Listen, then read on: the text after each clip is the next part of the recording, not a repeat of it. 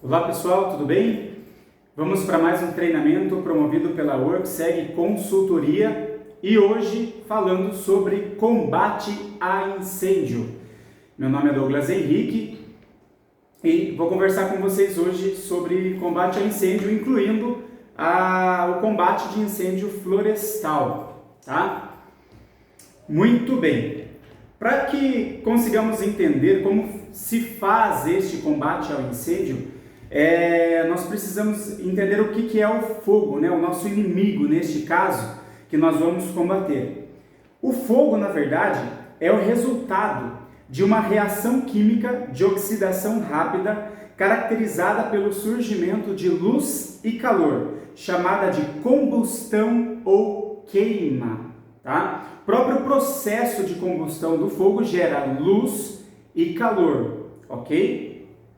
O fogo, para ele existir, ele precisa de três elementos. E estes três elementos, estes três ingredientes do fogo, eles são fundamentais, porque se eu retiro um destes elementos, o fogo deixa de existir, ou seja, o fogo vai à extinção. E daí que vem o nome extintor de incêndio, ou seja, levar o fogo à extinção, certo? Para que eu consiga este resultado, eu preciso tirar pelo menos um elemento do fogo, tá? Um ou mais, mas pelo menos um eu preciso tirar para que o fogo deixe de existir. Quais são estes elementos? Quais são estes ingredientes do fogo? Antigamente se falava em três elementos. Se você fizer uma pesquisa no Google ou você consultar algum material, você vai encontrar sobre estes três elementos. Há alguns anos foi acrescentado mais um elemento que foi entendido que é fundamental para a existência do fogo, tá? Quais são estes elementos? Combustível, ok? Então nós temos aí o combustível.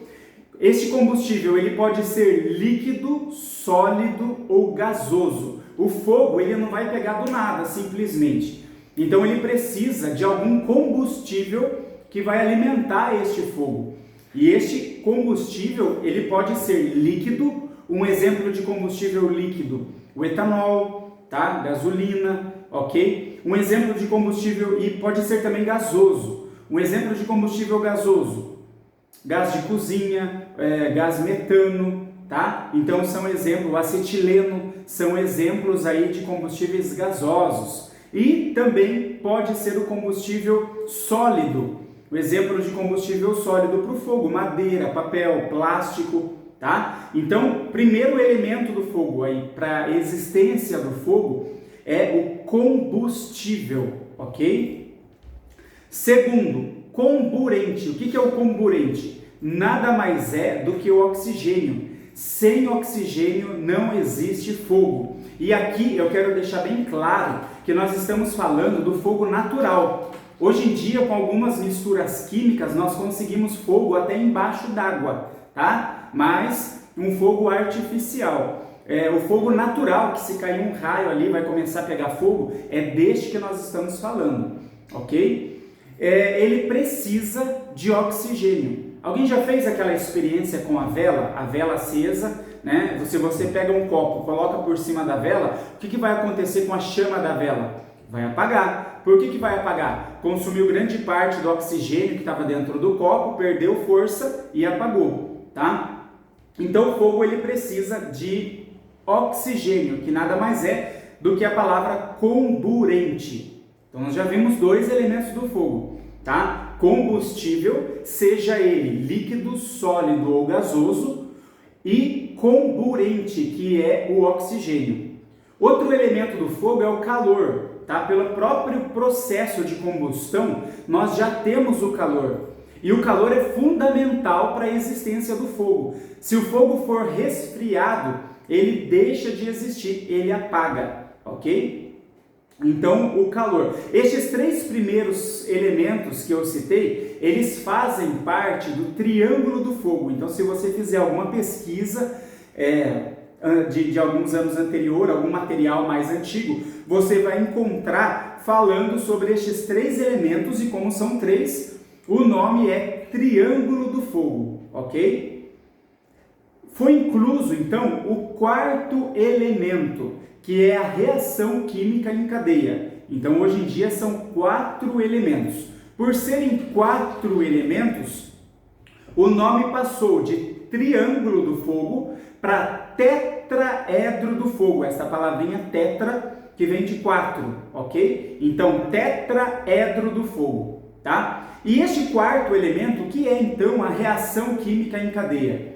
Imagina que eu tenho uma cadeira do lado da outra e começa a pegar fogo na primeira cadeira, que passa para a segunda, que passa para a terceira. Isto é uma reação em cadeia, ok? A gente vai ver melhor, por exemplo, numa área florestal, que o fogo passa de uma árvore para outra, vai consumindo ali toda a vegetação. Isso é uma reação em cadeia. A gente vai ver melhor, mas na área florestal, por exemplo, uma das maneiras de você combater a reação em cadeia é fazendo um acero, tá? Então você se adianta ali ao fogo, limpa, deixa na terra batida uma área. A hora que chegar ali, você na verdade tirou o combustível que fazia com que houvesse essa reação em cadeia, e aí o fogo vai apagar, tá? Então estes são os 4 elementos do fogo, fundamentais para a existência do fogo. Se eu tirar um deles, o fogo deixa de existir, ok? Então, combustível, comburente, que nada mais é do que o oxigênio, calor e a reação química em cadeia, ou a reação em cadeia. Estes 4 elementos, eles formam o tetraedro do fogo, tá? Bom, uma vez que nós já vimos quais são os elementos do fogo, vamos partir agora para as classes de incêndio. O que é classe de incêndio? De acordo com aquilo que estiver pegando fogo, é uma classe de incêndio, tá? E essas classes de incêndio, elas são nomeadas por letras. Então eu tenho a classe de incêndio A, a B, a C, a D, a E e uma infinidade de classes de incêndio. Então nós vamos dar uma olhada aqui nas 3 primeiras classes de incêndio, que são as mais comuns encontradas nos ambientes de trabalho, ok? Classe de incêndio A. O que envolve a classe de incêndio A? São combustíveis sólidos. Então tudo aquilo que serve de combustível sólido para o fogo, que alimenta o fogo, entra na classe A. Então madeira, papel, plástico, tecido, papelão. Então esse tipo de material pegando fogo é a classe A de incêndio, tá? A classe B de incêndio, combustíveis líquidos e gasosos. Então aqui entra as 2 categorias, líquido e gasoso. Por exemplo, líquido o etanol, gasolina, tá? E o gasoso, o gás de cozinha, o acetileno, o gás metano, são gases inflamáveis, tá? Então combustíveis líquidos e gasosos. Tá? Então começou a pegar fogo nesse tipo de combustível, a classe de incêndio é B, tá? E classe de incêndio C, são equipamentos energizados. Um painel elétrico começou a pegar fogo, é classificado como classe de incêndio C, ok? Mas para ser classificado como classe de incêndio C, este equipamento, esta fiação, precisa estar energizada, ok? Senão é só um plástico ali pegando fogo, tá? Na dúvida, eu não sei se está energizado ou não, aí sim eu considero a classe C, que é a mais perigosa, tá? Então, recapitulando aí, nós falamos sobre os elementos do fogo. Lembrando, eu preciso tirar um ou mais destes elementos para que o fogo deixe de existir, certo? Então, é o que? O combustível. Esse combustível ele pode ser sólido ou gasoso, tá? Ou líquido, as 3 categorias entram aqui. Ele pode ser líquido, sólido ou gasoso. Eu preciso de um combustível para alimentar o fogo ali. Comburente é o que traz vida ao fogo, que é o oxigênio. Calor, no próprio processo de queima, de combustão é gerado calor, tá? E a reação química em cadeia, fundamental para a existência do fogo. E estes 4 elementos, estes 4 ingredientes, eles formam o tetraedro do fogo, tá? Aí também nós já vimos sobre as classes de incêndio, as 3 primeiras, pelo menos. Classe de incêndio A, combustíveis sólidos, papel, plástico, tecido, papelão, madeira. Classe de incêndio B, combustíveis líquidos e gasosos, tá? E a classe de incêndio C, equipamentos energizados, ok? Muito bem. Depois disso, nós temos o quê? Os agentes extintores. Quais são os agentes extintores mais comuns que você encontra por aí? Ou seja, o que tem dentro daqueles cilindros de extintor que nós encontramos por aí? E abrindo um parênteses, esses cilindros dos extintores, eles são vermelhos. E não é por beleza, é porque a legislação brasileira traz que todo equipamento de combate a incêndio deve ser vermelho. Então, toda a tubulação da água da caixa que vai para hidrante, por exemplo, tá? Então, é na cor vermelha, ok? Então, quais são os extintores mais comuns encontrados? O de água, tá? E esse água é água mesmo, é água pura, não tem nada misturado nessa água. A única garantia que nós não temos é que seja água potável. Inclusive, a mangueira normalmente fica suja por dentro, tá? Então não pode ser para consumo humano, não tem nenhuma recomendação para isso. Apesar de ser só água, ela não é potável para consumo humano, tá? Então a água, tá? Normalmente naqueles cilindros de 10 litros. Aí nós temos o CO2. O CO2 é o único extintor que tem aquele cone. E aquele cone existe por uma medida de segurança. O CO2, ou seja, o gás carbônico, ele é um gás gelado. Então, quando você utiliza o extintor de CO2, normalmente fica uma crosta de gelo no cone e até embaixo do cilindro fica uma crostinha de gelo, né? Porque ele é um gás gelado. Então, aquela fumaça gelada que solta, né, o extintor de CO2. E você deve segurar no apoio que tem antes deste cone, por uma medida de segurança. O gelo, em contato com a pele por um longo período, ele pode queimar, ok? Então nós temos o extintor de CO2, que é o gás carbônico, que é um gás gelado. Aí nós temos o pó químico seco, chamado de PQS. Esse pó químico, a base dele é bicarbonato de sódio.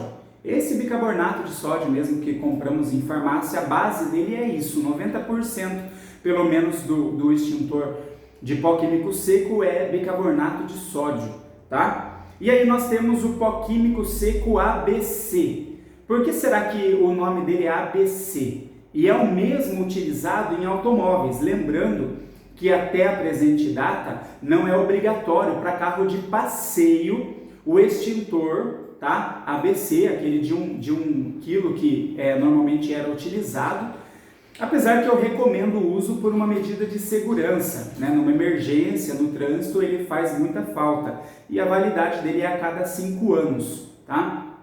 Custa cerca de 90, 100 reais, cento e pouco a cada 5 anos. Mas não está sendo mais obrigatório pela legislação brasileira. Porém, em automóveis coletivos, como vans, Kombi, micro-ônibus e ônibus, é exigido, tá? Normalmente são exigidos aqueles extintores de pó químico ABC de 4 quilos, ok? Então, continua a exigência para quando é carro coletivo, tá? Então nós temos o pó químico seco ABC, a gente vai ver mais adiante por que o nome dele é ABC, aí a gente vai conseguir entender, tem a ver com aquelas classes de incêndio que nós falamos há pouco. E aí nós temos o espuma pressurizada. Este de espuma pressurizada normalmente ele fica próximo a tanques de combustíveis, tá? E é usado para este tipo de combustível, ok? Agora vamos lá. Estes são os mais comuns. Lembra que eu disse que eu preciso retirar um dos 4 elementos do fogo para que o fogo deixe de existir? Pelo menos um eu tenho que retirar. Então os extintores eles têm que agir em cima disso. Então pelo menos um ingrediente, um elemento, um ou mais, mas pelo menos um eu tenho que tirar para que o fogo deixe de existir. E cada um destes extintores eles vão agir em cima de um elemento, tá? Então, por exemplo, o extintor de água. Para qual classe de incêndio, lembra das classes de incêndio A, B, C? Para qual classe de incêndio o extintor de água é recomendado? Será que a água é recomendado para a classe C? Qual era a classe C mesmo? Equipamentos energizados, né? Então, não é recomendado, tá? A água, ela não é recomendada para a classe de incêndio C, porque aí nós temos dois grandes problemas. O primeiro é que a pessoa que está usando o extintor de água num equipamento energizado, ela pode ser eletrocutada, tá? Ela pode tomar um choque ali se formar uma corrente contínua entre a água e o equipamento que está com essa descarga elétrica, ok? E segundo grande problema é que pode causar um curto-circuito maior ainda na instalação, tá? Então, água nunca é utilizado em equipamento energizado, nunca é utilizado em classe C, ok? Então, para qual classe que a água é ideal? A água ela é ideal unicamente para classe A. Lembra qual é a classe A? Madeira, papel, plástico, tecido, então papelão. Então é classe A de incêndio, aí sim eu uso o extintor de água, tá? Se você tiver a oportunidade de usar um extintor, você vai verificar que ele esvazia muito rapidamente, tá? Então o extintor é para uma ação rápida, para início de incêndio, aí você vai optar pelo extintor. Quando o incêndio ele tem uma proporção maior, aí você vai partir para hidrante, para caminhão-pipa, para corpo de bombeiro, tá? E tem alguns casos, dependendo da proporção do incêndio, que nem o corpo de bombeiro consegue de fato apagar ali o fogo. Eles controlam a situação e deixam o fogo apagar por si só. Já viram aqueles casos no Rio de Janeiro, em São Paulo, naqueles pátios de combustíveis? Quando pegavam fogo, ficava o dia inteiro, a noite inteira pegando fogo, e você olhava pela televisão, pelas imagens de televisão, vários carros do corpo de bombeiro, vários caminhões-pipa, e eles muitas das vezes não jogavam direto o jato aonde estava o fogo, eles jogavam ao redor, tá? Para resfriar as instalações vizinhas e não deixar o fogo se propagar. Aí o fogo vai consumindo todo o combustível que ele que está pegando fogo até ele apagar por si só, tá? Então eles controlam a situação. O fogo ele se alastra muito rápido. Então numa situação de incêndio deve agir rápido, mas com consciência, sabendo o que está fazendo, tá? No caso de pegar um extintor, por exemplo, você não vai pegar simplesmente o primeiro extintor que tiver à mão, tá? Você tem que analisar se aquele extintor é adequado ou não. Por exemplo, se estiver pegando fogo uma máquina que está energizada, você não vai pegar o primeiro extintor de água que tiver à frente, ok? Então, o extintor de água é ideal para a classe A, tá? De incêndio, combustíveis sólidos. E qual ou quais dos 4 elementos a água vai retirar? Na verdade, neste caso, o método de extinção é o resfriamento. Então a água vai resfriar e vai tirar o quê? O calor. Lembra dos 4 elementos? Calor, oxigênio, que é o comburente, tá? Combustível, que neste caso pode ser líquido, sólido ou gasoso, e a reação em cadeia. Então, estes 4 elementos que formam o tetraedro do fogo. E a água, neste caso, vai retirar o calor, ou seja, ela vai resfriar. Resfriando, retirando o calor, ela retira este elemento do fogo, o fogo vem à extinção, tá? Qual outro extintor que nós temos, o CO2, né, que é o gás carbônico. Lembra que eu falei que o CO2 ele tem uma característica muito peculiar? Ele é um gás gelado, tá? Então, qual classe de incêndio eu vou usar o CO2? A classe de incêndio B e C, tá? Então, a classe de incêndio B e a classe de incêndio C. Qual é a classe de incêndio B mesmo? Líquidos e gases inflamáveis. E a classe C, equipamentos energizados. Então, para essas duas classes de incêndio, eu uso o extintor CO2, que é o gás carbônico. E qual é o método de extinção do CO2? Na verdade, ele é um gás gelado. Então, ele vai tirar o calor, tá? Então, o método de extinção dele é resfriamento e, ao mesmo tempo, ele vai inibir a ação do oxigênio. Então, ele vai também agir com o método de extinção abafamento, tá? Então, onde tiver a ação ali do gás carbônico, não vai ter a ação do oxigênio, vai inibir o acesso do oxigênio ali naquele espaço, ok? Então, os dois métodos de extinção do CO2, do gás carbônico, é o abafamento e o resfriamento. E ele é ideal para a classe B, líquidos e gases inflamáveis, e para a classe C, equipamentos energizados, ok? Outro agente extintor, o pó químico, né? O pó químico seco, PQS, que eu disse que é a base de bicarbonato de sódio, aquele pó químico normal. Esse pó químico, ele é ideal para qual classe de incêndio? É para a classe B, líquidos e gases inflamáveis, e para a classe C, equipamentos energizados, ok? Semelhante ao CO2, semelhante ao gás carbônico. Então, ele é ideal para a classe B e para a classe C também. E qual o método de extinção? O método de extinção é abafamento, vai formar uma camada ali de pó e vai abafar o fogo, tá? Então, o método de extinção é abafamento. E aí eu tenho o pó químico ABC. Qual a diferença do pó químico ABC do pó químico BC? O BC ele só é ideal para a classe B e C, tá? Semelhante ao gás carbônico. Tem painéis energizados em indústrias que custam 30, 40, 60 mil reais.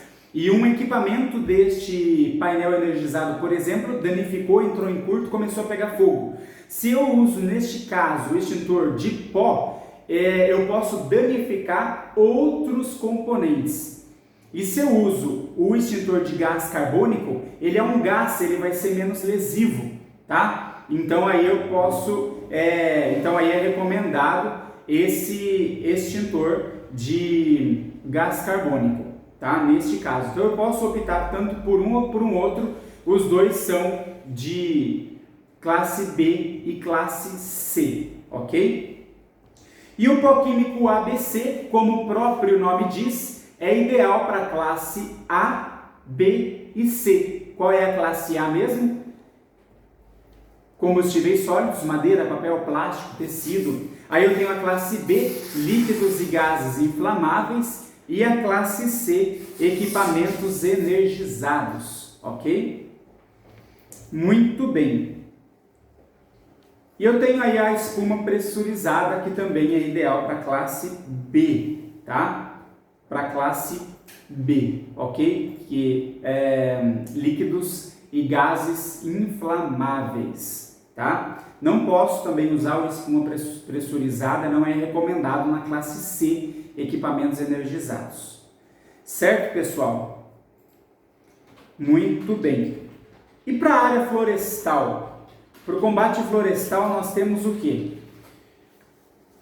Combate florestal, nós temos aí algumas ferramentas e alguns métodos que nós podemos utilizar para o combate de incêndio florestal. A melhor coisa no incêndio florestal é você evitar o incêndio, e você faz isso através de orientação dos colaboradores que permanecem naquele ambiente, né, de preservação, tomando cuidado em estações do ano, em meses que a probabilidade de incêndio aumenta quando a temperatura é mais alta e o tempo fica mais seco. É nesse período que tem grandes chances de ocorrerem as queimadas, tá? Qualquer coisa pode ser início de uma queimada, então tem que tomar muito cuidado com relação a isso. E neste caso, nós temos o que? O calor, né? O incêndio se dá a partir de uma fonte de calor. Raios, fogueiras, faíscas, cigarro, tá? Vai ser o início aí de um incêndio florestal. Nós temos o combustível, grama seca, árvores, folhas, musgos, tá? Tudo propício aí para um incêndio. E nós temos o oxigênio, a própria ação do vento, por exemplo, né? Já pode contribuir para aumentar a escala deste incêndio, tá? E a reação em cadeia, por exemplo, no caso, o fogo passando de uma árvore para outra, quando é uma árvore de pinos, por exemplo, o combate ele é mais complicado, porque o fogo sobe até a copa, né? E além disso tem a resina ali na árvore, a goma resina, que prejudica também este combate. Tá? E quais são as formas de combate, então, de incêndio florestal? Primeiro, o acero é recomendado, inclusive, como forma de prevenção, que haja um acero entre uma quadra e outra, entre um talhão e outro. Então, pega ali um grupo de talhões, vai adiante, faz um acero. Em divisões de propriedades também é fundamental que tenha acero, tá? Para que, caso haja algum incêndio, esse incêndio não passe na outra propriedade. O que é o acero? Na verdade, é um espaço que você vai deixar na terra batida sem vegetação, tá? Ou seja, sem combustível ali pro fogo, tá? Recomendado o acero em divisas de 6 a 8 metros de cada lado da cerca, por exemplo, ok? E também algumas empresas fazem uso das ferramentas de combate a incêndio florestal. Quais são estas ferramentas? Enxada, o forcado, né? Foice, machado para te auxiliar ali para tirar algum tipo de vegetação. Então essas são as ferramentas manuais que você pode fazer uso, ok? É interessante, inclusive, que tenha um kit, né? Uma vez que tenha essa brigada formada, tenha um kit num local estratégico, para caso haja um incêndio, a ação seja a mais rápida possível, tá? Então aí é determinado alguma quantidade de forcado, uma quantidade de enxadas, uma quantidade de foice e uma quantidade menor aí de machado para que consigam fazer este combate. Além disso, você pode combater o fogo com o próprio fogo na área florestal. Então existem aqueles utensílios de pinga-fogo, tá? Que você pode usar para colocar um fogo controlado. Então você vai adiante de onde está queimando e você coloca um fogo ali controlado que vai de encontro com esta queima, tá? Então quando os dois se encontrarem naquele ponto que as duas chamas se encontrarem, então tá vindo daqui para cá e tá vindo daqui para cá, ali então não vai mais ter combustível nem de um lado nem de outro e o fogo vai apagar, ok? Então pode acontecer isso na área florestal também, mas tem que ser um fogo controlado, ok? Com água, né? Então aí você pode usar caminhão-pipa, você pode usar aquelas bombas costais com água para fazer o combate a incêndio que você vai estar resfriando. E pelo método de abafamento. Então é usado aquelas ferramentas, aqueles abafadores, né? Vou deixar aí a imagem para vocês, aqueles abafadores florestais. Aí nós temos vários modelos, né? Tem uns que eles têm os furos, tem uns que não tem furos, feito com borracha mesmo, uma borracha mais espessa, né? E aí você consegue abafar ali o fogo, tá? Então existe também esses abafadores florestais. E mais recentemente também está sendo utilizado aqueles ventiladores industriais, aqueles sopradores industriais, tá? Vou deixar a imagem aí para vocês também, daqueles sopradores. Aí você me pergunta, mas o ar, né, o oxigênio, não contribui para o fogo aumentar, para trazer vida ao fogo? Sim, dependendo da intensidade, tá? Então, se for um sopro mais forte, ao invés dele conseguir fazer o fogo ter vida e dar esta continuidade na queima, ele vai resfriar. Então ele vai acabar resfriando pela velocidade ali do vento, né, do ar, e vai apagar o fogo. Tá igual quando você sopra uma vela, por exemplo. Então os sopradores industriais, eles têm sido bastante utilizados nestes combates de incêndio florestal. E como que se dá então a propagação do fogo, né? Como que o fogo se propaga? Como que o fogo sai do ponto A e passa para o ponto B, por exemplo? Existem 3 formas de propagação do fogo, tá? A primeira forma é a condução.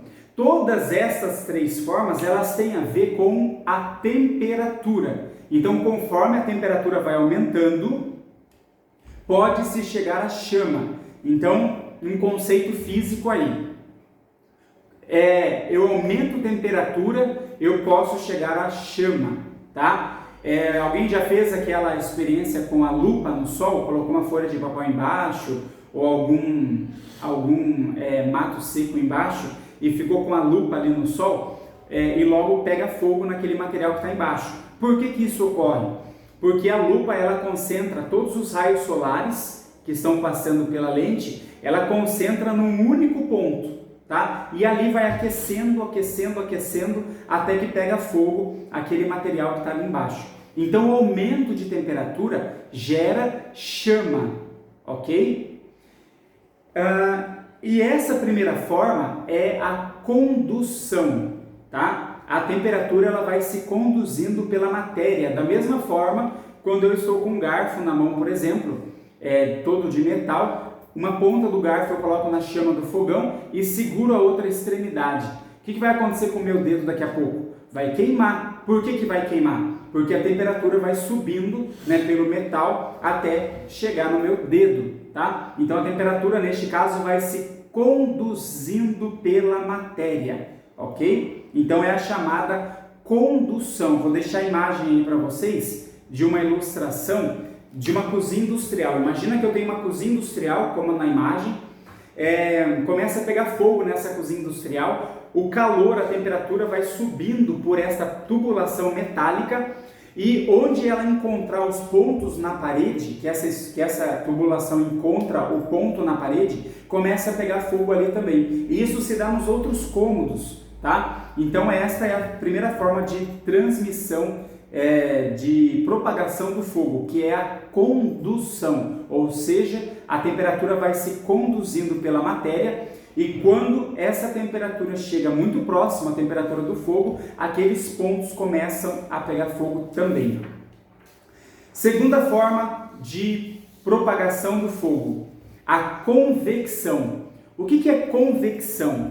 Nós sabemos que a palavra convecção, ela vem da física e significa o quê? O ar quente subindo, que ele é mais leve do que o ar em temperatura ambiente, e o ar frio, ele desce. Esse processo do ar quente subir e do ar frio descer é chamado de convecção, tá?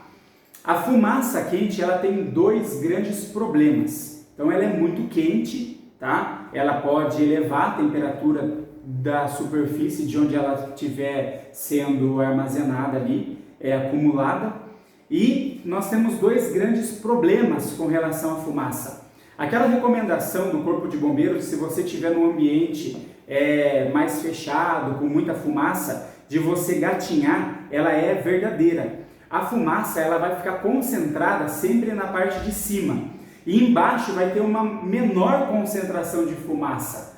A fumaça, então por isso, se você gatinhar, ficar mais próximo do chão possível, é melhor, você vai respirar menos fumaça, você vai proteger ali as vias respiratórias, Porque a fumaça ela traz dois grandes problemas. Primeiro que ela é extremamente quente. Então quando você respira essa fumaça numa situação de incêndio, ela pode queimar todo o seu aparelho respiratório por dentro. E segundo problema é que dependendo do material que estiver pegando fogo, ele pode ser tóxico e aí você vai se intoxicar. Aquele episódio que nós tivemos na Botkiss há alguns anos ilustra bem isso. A grande parte dos jovens, infelizmente, eles faleceram não pelo fogo em si, queimados, mas por respirar essa fumaça quente, tá? Então morreram intoxicados, morreram aí com queimaduras internas, ok? Então o processo do ar quente subindo e do ar frio descendo se chama convecção, tá? Eu vou deixar aí a imagem para vocês como um exemplo disso daí, ok? Imagina que eu tenho lá no primeiro andar, tá pegando fogo, a fumaça vai se concentrando nos andares superiores e lá no teto, onde a fumaça está sendo armazenada, lá acumulando a fumaça, aquele teto, aquele forro vai aquecendo.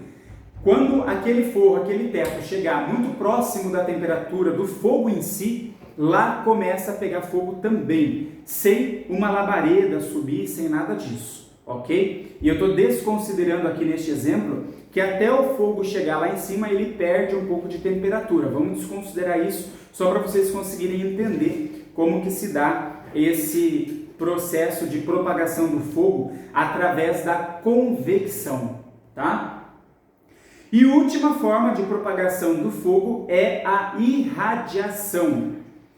Ou seja, é a transferência do calor não pela matéria, como no caso da condução, e não por esta fumaça quente, que é o caso da convecção, mas sim pelo espaço. Tá? Quando você se aproxima, por exemplo, de uma fogueira, você sente o calor daquela fogueira. Então aquele calor está sendo transmitido para você através do espaço, ou seja, através de uma irradiação. Tá? Vou deixar o exemplo para vocês aí.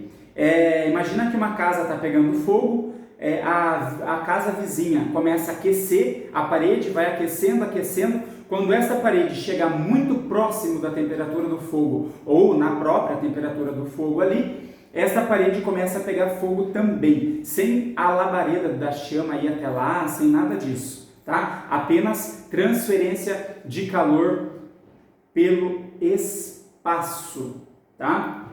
Então é assim que se dá essa terceira e última forma de propagação do fogo. É por isso que o corpo de bombeiro, no exemplo que eu falei agora há pouco, eles refrigeram, na verdade, as instalações vizinhas, né? E deixam o fogo apagar por si só no incêndio numa proporção muito grande, tá? Por conta disso, para não deixar o fogo se propagar. Tá? Aí você consegue usar este recurso, ok? Então estas são as três formas de propagação do fogo, tá? É a condução, a convecção e a irradiação, ok, pessoal? Aí você consegue então fazer este controle. Num ambiente de trabalho, o ideal é que várias pessoas passem por este treinamento, por este conhecimento, por quê? E aí forma a brigada de incêndio, tá? Essa brigada de incêndio, ela não é formada por uma única pessoa, porque é um trabalho em equipe, ok? Então, enquanto um vai pegando o extintor adequado, vai pegando as ferramentas adequadas para fazer este abate de incêndio, esse combate ao incêndio, outra pessoa já vai ligando, por exemplo, para o corpo de bombeiro, a outra pessoa já vai evacuando o local se for necessário, e uma outra pessoa já vai desligando a chave geral de energia, ou de repente ligá-la para elétro, né, para fazer o corte de energia em determinado local de incêndio. Então isso é fundamental. Este trabalho em equipe é fundamental no combate a incêndio. Como eu disse para vocês, o incêndio se propaga muito rapidamente, tá? Então, quanto antes você agir, melhor. tá? Para você fazer este combate aí ao incêndio. E no caso de uma pessoa que esteja pegando fogo, qual é o método o recurso que você vai utilizar para apagar a chama em uma pessoa? Tá? Será que eu posso usar o extintor de incêndio numa pessoa? Não é recomendado, ok? Imagina, eu vou usar o extintor de água, por exemplo, numa pessoa que estiver pegando fogo. Eu vou causar aí 2 problemas, no mínimo. O primeiro problema é que a pele, onde está queimando, ela já está ali derretida, comprometida, e a pressão daquele jato de água que passa ali pode contribuir para causar mais ferimentos, tá? E o segundo grande problema neste caso é que a nossa pele ela serve como proteção do nosso organismo. Nem o Covid-19 ele consegue passar pela nossa pele. Por isso a importância de você sempre fazer uso de álcool em gel, sempre lavar as mãos, porque a sua mão pode estar contaminada, dependendo da superfície que você tocar, a sua mão pode contaminar com o vírus, mas ele só vai entrar no seu organismo pelas vias que nós conhecemos, pelo nariz, pela boca, pelos olhos. A pele, ela serve como um organismo de defesa. Num caso de queimadura, que a pele esteja queimada, você abre uma porta ali para agentes infectantes externos entrarem no seu organismo, ok? Como eu disse, a água, nós não temos a garantia do extintor que ela é potável. Muitas das vezes fica suja a mangueira por dentro. Então, se você usa o extintor de água numa pessoa, você pode estar contribuindo para que ela tenha aí uma infecção. Essa infecção pode se tornar uma infecção generalizada e ela vira óbito, não pela queimadura, mas por conta de uma infecção mais severa que ocorrer no organismo dela. Então não é recomendado, ok? Como que eu faço então, como que eu apago a chama de uma pessoa? O método recomendado é o abafamento, tá? Então você pode rolar a pessoa no chão, ou você pode envolver a pessoa com uma manta, com uma blusa mais grossa, você envolve ali a pessoa e abafa essa chama, tá? Então o método de extinção é abafamento para apagar a chama em uma pessoa. E quais são as medidas de primeiros socorros que eu vou utilizar? Bom, para primeiros socorros, o recomendado é água, tá? Então eu coloco a parte atingida debaixo d'água, ok? Ou mergulho num recipiente com água. Se a água for gelada, melhor ainda, tá? Eu não posso pegar um cubo de gelo, por exemplo, e pôr ali no ferimento, não é adequado, mas a água gelada ela é sim recomendada. Então, para primeiros socorros em caso de queimadura, eu vou utilizar água, somente água, tá? Aí nós temos 3 tipos de queimaduras. Quais são elas? A queimadura de primeiro grau, que ela atinge só a parte da epiderme, ok? É uma queimadura mais superficial, fica vermelho, arde muito o local. Nós temos a queimadura de segundo grau, que além da epiderme, ela pega camadas mais profundas da pele ali, outras camadas como a derme, então pega a epiderme, a derme, é aquela queimadura que levanta bolha, e o ideal é que essas bolhas não sejam estouradas. Se ela estourar sozinha, ok, mas você não estoure, porque o líquido que está ali dentro está lubrificando aonde está nascendo a nova célula e também está protegendo aquele local contra agentes externos, agentes infectantes externos, tá? Agentes contaminantes aí, ok? E nós temos a queimadura de terceiro grau. A queimadura de terceiro grau, ela é considerada mais severa, mais grave, e ela afeta tanto a epiderme como a derme, pegando camadas mais profundas, como gorduras, nervos, músculos e chegando até o osso da pessoa, tá? Essas queimaduras de terceiro grau são as que menos dói. Normalmente a vítima não sente dor na queimadura de terceiro grau. Por que não?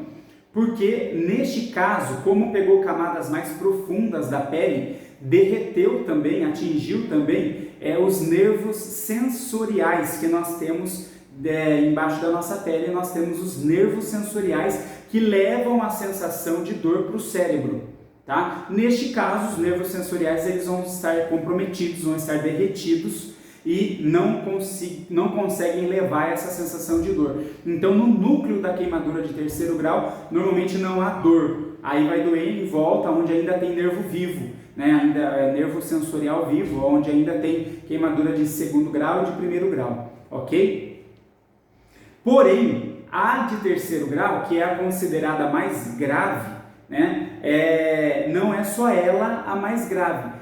Por mais que seja queimadura de primeiro grau, se grande parte do corpo foi atingida, ela se torna também grave, tá? E aí a pessoa ela deve ser direcionada por um pronto atendimento, por um especialista, ok? Muito bem. Mas primeiros socorros, no caso de queimadura, é pelo método abafamento. Primeiros socorros, você vai usar água, ok? E para você apagar a chama de uma pessoa, o método é abafamento, tá? Muito bem, pessoal. Bom, é isso, tá? Para que vocês tenham uma noção maior de como que funciona o combate a incêndio. Lembrando, sempre o melhor é prevenção, tá? Prevenção, conscientização dos colaboradores envolvidos e num caso de incêndio, uma ação rápida, né? O incêndio ele se propaga muito rápido, então quanto mais ágil você for, com consciência, mantendo a calma, sabendo o que está fazendo, melhores resultados você terá, ok? É isso, muito obrigado pela atenção de vocês e até a próxima. Obrigado, pessoal!